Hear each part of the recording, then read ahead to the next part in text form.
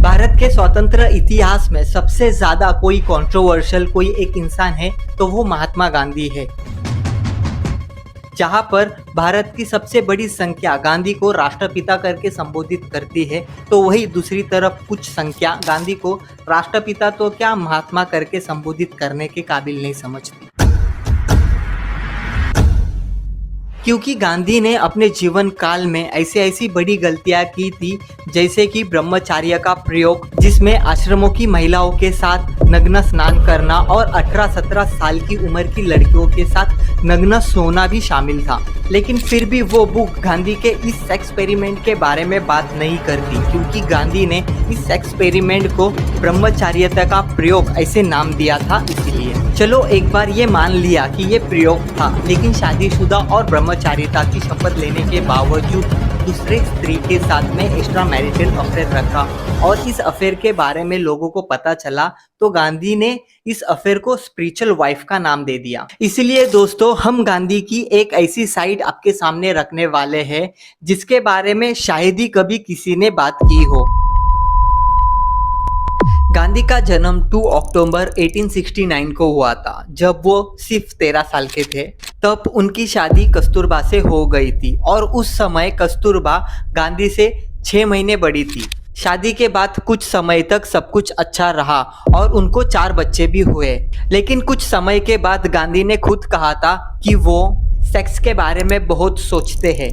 गांधी ने अपनी किताब the story of my experiment with truth में लिखा है कि उनकी शादीशुदा लाइफ के 5 सालों में से वो अपनी पत्नी कस्तूरबा के साथ सिर्फ और सिर्फ 6 महीने ही बिता पाए थे। और साथ ही साथ गांधी ने इस बुक में लिखा था, उन 6 महीने के दौरान हर दिन स्कूल में कस्तूरबा के साथ में रात को सेक्स करने के बारे में सोचते रहता और रात को मैं उसे देर तक जगाते और बातें करते रहता ताकि बाकी के लोग सो जाए और मैं सेक्स कर पाऊं। और उसी समय गांधी के पिताजी बीमार रहने लग गए थे और गांधी को उनकी देखभाल करनी पड़ती थी। लेकिन उस समय भी गांधी के दिमाग में कस्तूरबा के साथ में सेक्स करने के बारे में विचार चलते रहते थे। इवन जिस दिन गांधी के पिताजी की मृत्यु हुई, उस समय गांधी कमरे के अंदर कस्तूरबा के साथ में सेक्स कर रहा था। इसी बात को आगे लेकर गांधी को शर्म महसूस होने लगी और इसी बात को लेकर आगे चलकर गांधी ने साउथ अफ्रीका में साल 96 में यानी 38 साल की उम्र में कस्तूरबा को बिना पूछे ब्रह्मचारिता की शपथ ली कि मैं पत्नी या किसी भी स्त्री के साथ में फिजिकल रिलेशनशिप नहीं बनाऊंगा और ना ही किसी भी स्त्री को गलत नजरों से देखूंगा। शपथ लेने के बाद गांधी जब 1915 में भारत लौटे, तो तब तक 1917 तक देश भर में उनकी पहचान बन चुकी थी। और इसी बीच अक्टूबर 1919 में गांधी देश यात्रा के दौरान सरला देवी के घर मेहमान बनकर पहुंचे। तभी उनके अट्रैक्टिव पर्सनालिटी को देखकर और बुद्धिमत्ता को देखकर गांधी जी सरला देवी के प्यार में पड़ गए। और हालांकि गांधी ने ब्रह्मचारिता की शपथ ली थी, लेकिन फिर भी गांधी को सरला देवी से प्यार हो गया। दोस्तों, इसी बात को लेकर पता चलता है कि गांधी के विचार क्या थे। वैसे सरला देवी रविंद्रनाथ टैगोर की भांजी थी, यानी उनकी बड़ी बहन की बेटी थी। हालांकि सरला देवी पहले से शादीशुदा थी और उस वक्त वो अपने पति के साथ लाहौर में रहती थी। सरला के पति का नाम रामभज दत्त चौधरी था और वो पंजाब के जाने माने कांग्रेसी नेता, वकील और पत्रकार थे। लेकिन लाहौर में जब गांधी उनके घर पे रुके, तब सरला देवी के पति रामभज दत्त चौधरी आजादी आंदोलन में हिस्सा लेने के कारण जेल में थे। और ऐसा भी माना जाता है कि इसी समय गांधी को सरला देवी से प्यार हो गया, क्योंकि उस समय सार्वजनिक तौर पर भी लोगों ने उन दोनों के बीच करीबी का एहसास किया था। और इतना ही नहीं, सरला देवी के यहाँ से जाने के बाद गांधी ने सरला देवी को खत लिखे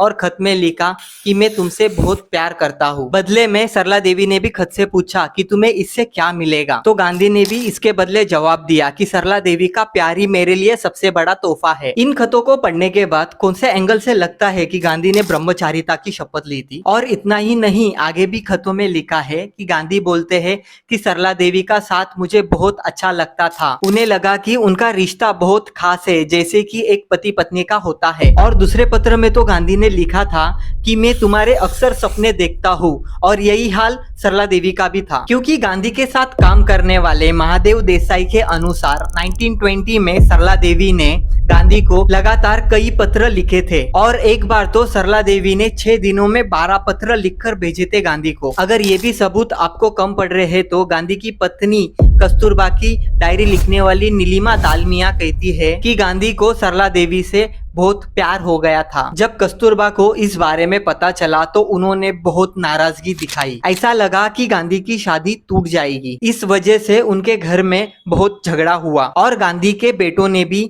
इसका विरोध किया। इसीलिए उस समय गांधी के बारे में ऐसा बोला जाता था कि गांधी के पॉलिटिकल लाइफ के करियर में ये सबसे बड़ा लंबा फिसलन था, जिससे लोगों में तमाम तरह की बातें फैलनी शुरू हो गई। घर टूटने की कगार पर आ गया, इवन सम्मान दांव पर लगने की नौबत आ गई। गांधी के पोते राजमोहन गांधी ने जब तक महात्मा गांधी के ऊपर बायोग्राफी नहीं लिखी थी, तब तक ये रिलेशनशिप सुनी सुनाई बातों और अटकलों के रूप में मौजूद था। लेकिन वो पहले ऐसे व्यक्ति थे जिन्होंने अपनी किताब के माध्यम से इस बात को सबके सामने लेकर आए। राजमोहन ने उस समय कहा था, मुझे लगता है कि अगर ईमानदारी से मैं गांधी जी के ऊपर बायोग्राफी लिख रहा हूँ तो उनका ये पहलू भी लोगों के सामने आना काफी जरूरी है। तो इसीलिए गांधी के पोते राजमोहन गांधी ने गांधी के ऊपर ईमानदारी से बायोग्राफी लिखी। हालांकि इस रिलेशनशिप के बारे में कोई ठोस प्रूफ तो नहीं मिलता कि इन दोनों के बीच कोई फिजिकल रिलेशनशिप थे, लेकिन किताब में दावा है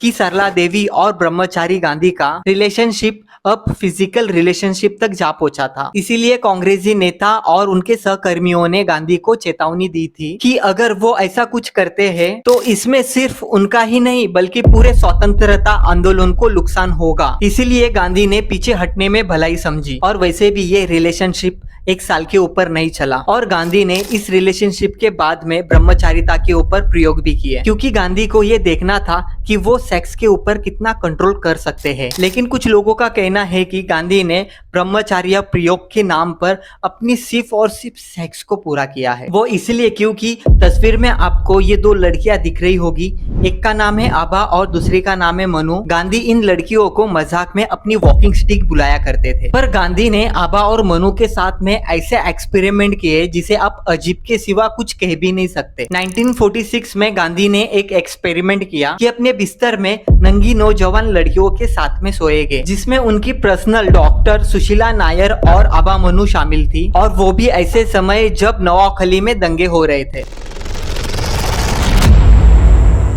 तभी गांधी को मनु के साथ ये सेक्स एक्सपेरिमेंट करना ज्यादा जरूरी लगा। दिन में दंगे शांत कराने के लिए गांधी नवाखली में डेरा डालते और रात को बिना कपड़ों के नंगी लड़कियों के साथ में सोते। निर्मल कुमार बोस गांधी के बहुत अच्छे दोस्त और साथी थे। उन्होंने लगभग 20 साल तक गांधी के साथ काम किया। उन्होंने खुद की अपनी किताब माय डेज विद गांधी में उन्होंने लिखा है कि गांधी खुद को परखने के लिए आश्रमों की महिलाओं के साथ में बिना कपड़ों के सोते थे और उनसे मसाज कराते। निर्मल कुमार बोस ने नवाखली की एक खास घटना का जिक्र करते हुए लिखा है, एक दिन सुबह सुबह जब मैं गांधी की शयन कक्ष में पहुंचा तो देख रहा हूँ सुशीला नायर रो रही थी और महात्मा अपना सर दीवार पर पटक रहे थे। उसके बाद निर्मल कुमार बोस गांधी के सेक्स एक्सपेरिमेंट के बारे में खुला विरोध करने लगे, और जब निर्मल कुमार बोस ने गांधी को समझाया कि ये गलत है, तब गांधी ने बात नहीं मानी। तब बोस ने अपने आप को गांधी से अलग कर लिया, और जब इस प्रयोग के बारे में सरदार वल्लभ भाई पटेल को पता चला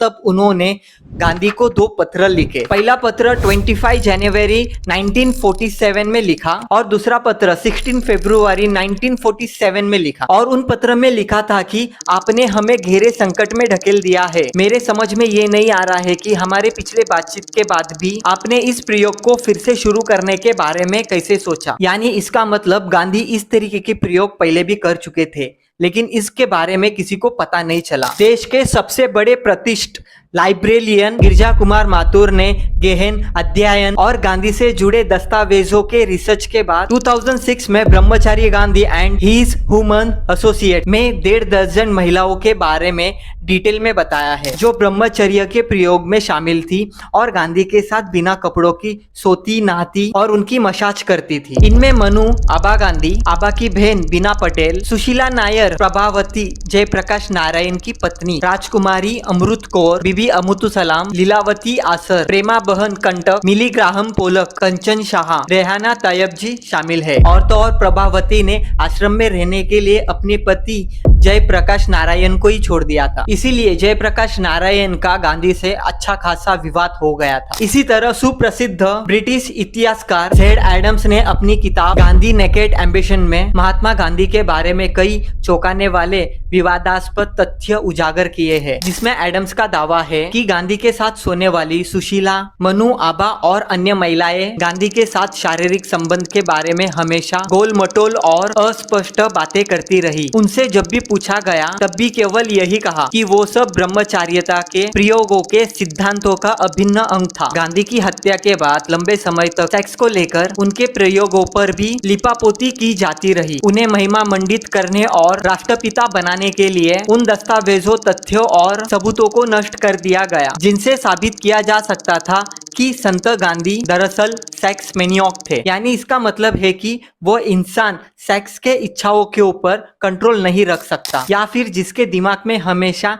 सेक्स के ख्याल आते रहते हैं, उस इंसान को सेक्स मैनियाक कहते हैं। और कांग्रेस भी अपने फायदे के लिए गांधी के सेक्स एक्सपेरिमेंट से जुड़े सच छुपाती रही। और तो और गांधी की हत्या के बाद मनु को मुंह बंद रखने के सख्त आदेश दिए गए। उसे गुजरात में एक बेहद रिमोट इलाके में भेज दिया गया। सुशीला नायर भी इस मसले पर हमेशा चुप्पी साधी रही। सबसे दुखद बात यह है कि गांधी के ब्रह्मचर्य प्रयोग में शामिल करीब करीब सभी महिलाओं का विवाहित जीवन नष्ट हो गया। यह था गांधी का छुपा हुआ चेहरा, और आज भी कुछ लोग इस चेहरे को राष्ट्रपिता करके संबोधित करते हैं। और मैं आपको बता दूं कि राष्ट्रपिता जैसा कोई पद और उपाधि नहीं है। ये तो सबसे पहले 6 जुलाई 1944 को सिंगापुर रेडियो से एक संदेश प्रसारित करते समय सुभाष चंद्र से बोला गया था, और तभी से ही सारे लोग गांधी को राष्ट्रपिता करके संबोधित करने लग गए। लेकिन आज भी काफी बड़ी संख्या में लोग गांधी को आंखें बंद कर मानते हैं। उस पर आपकी क्या राय है, ये जरूर मुझे कमेंट में बताइएगा। और वैसे भी ये मेरा पहला वीडियो है, तो इसीलिए चैनल को जरूर सब्सक्राइब कर दीजिए और नोटिफिकेशन बेल को ऑल के ऊपर सेट कर दीजिए, ताकि मैं नया वीडियो अपलोड करूँ तो उसका नोटिफिकेशन आपके पास पहुंच जाए। Thank you.